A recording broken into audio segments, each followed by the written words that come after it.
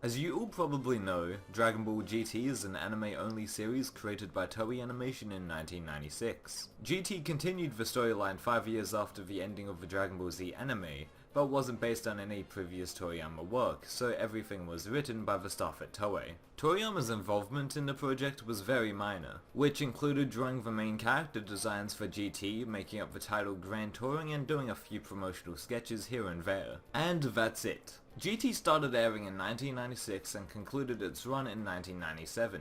Why such a short time span? All of the other Dragon Ball series have lasted for years. Well, the truth of the matter is that GT was actually cancelled. So in today's video, I will explain the slow fall of Dragon Ball's popularity in the mid-90s in Japan, as well as analyze GT's spiral into cancellation and how that could have potentially affected Dragon Ball Super 19 years down the line.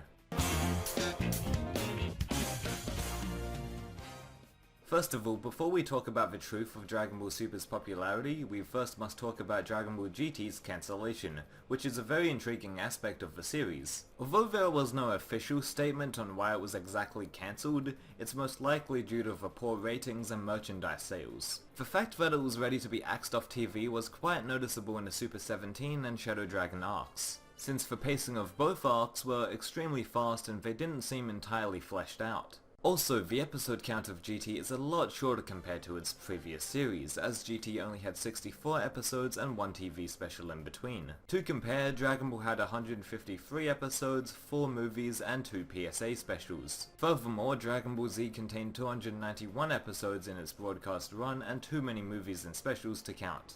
Now, why did GT fall off the radar to begin with? That answer could be attributed to a plethora of variables, consisting of the overall quality factor of the show, Japanese trends in 1996, a lack of Toriyama involvement, etc. I think the key reason GT declined is because Dragon Ball as a whole declined in popularity around this time in Japan.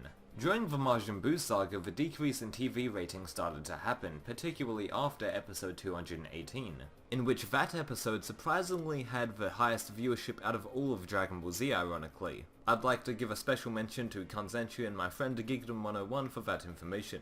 Anyway, that's the general basis on why GT was so unsuccessful, due to franchise fatigue, lack of a good rating share, and one of the biggest reasons, toy sales dwindling. The Dragon Ball property went dormant after that for a long time, but we'll get to that later. I'm sure that's some of the reason why steps were taken to make Goku into a child, to harken back to the original Dragon Ball anime in order to make more sales and of course merchandising. But that's just an educated guess on my part. Actually, the official explanation on why Goku was a kid was in the GT Perfect files, and it was because Goku was so strong the writers wanted to shrink him down a bit, literally. But the whole ratings idea could be a part of that decision.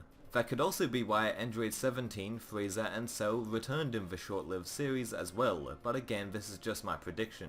Now that we have a good understanding as to why GT was cancelled, let's jump far into 2009, where Dragon Ball Kai was released, which was both an anniversary tribute for Dragon Ball and also an attempt to revitalize the franchise. This was the first revised broadcast of Dragon Ball Z in a long time, and it kind of worked out, I guess. It didn't perform too badly in ratings, but it didn't perform too good either, and in the midst of the Cell saga, it was cancelled, and the last episode of that aired in Japan on March 27th, 2011.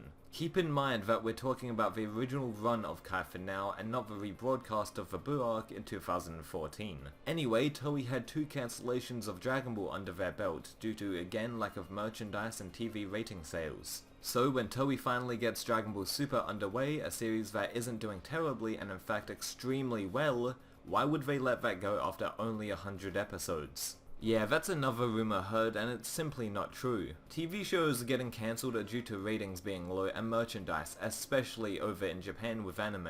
Anyway, Dragon Ball Kai eventually returned to Japanese television in 2014 like I mentioned, finishing off a Majin Buu arc. Among Kai though, there was one extremely important movie that came out the year before, titled Battle of Gods, which pumped life back into a mostly untouched franchise. The movie was a hit domestically and worldwide, and that gave us Resurrection F and finally Dragon Ball Super.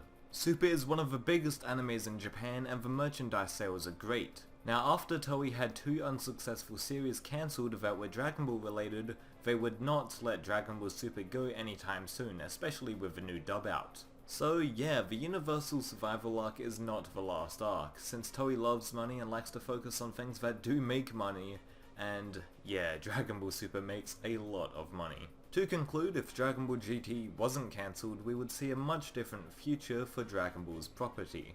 Dragon Ball GT's cancellation was Toei's wake-up call for them to commercialize as much as possible with the Dragon Ball brand, and to make as much money as possible. I mean, before Super even premiered, there were subway posters and all sorts of huge forms of marketing. As the Dragon Ball Super property has progressed, we've seen the Dragon Ball department of Shueisha initialized, obviously the big boom in quality with the future Trunks arc, the massive boost in toy sales, and even a giant ice sculpture of Dragon Ball Super. No wonder why in every saga they introduce a brand new transformation, they sell a ton of toys with that strategy. Toys and merchandise are one of the biggest, if not the biggest thing going for Dragon Ball Super. And because of it, that's why every time a new form is leaked, that's why we usually see it in a toy or card first. Super Saiyan Blue. Super Saiyan Rosé. But I digress. Anyway, the final point of this video is just to reiterate that Dragon Ball Super isn't going anywhere and will continue to last as long as they keep making money on the toys and high TV ratings, as they've been doing that, keeping in the top 10 every week in Japan. Now you know the truth about Dragon Ball GT's cancellation and Dragon Ball Super's wild success. See you later.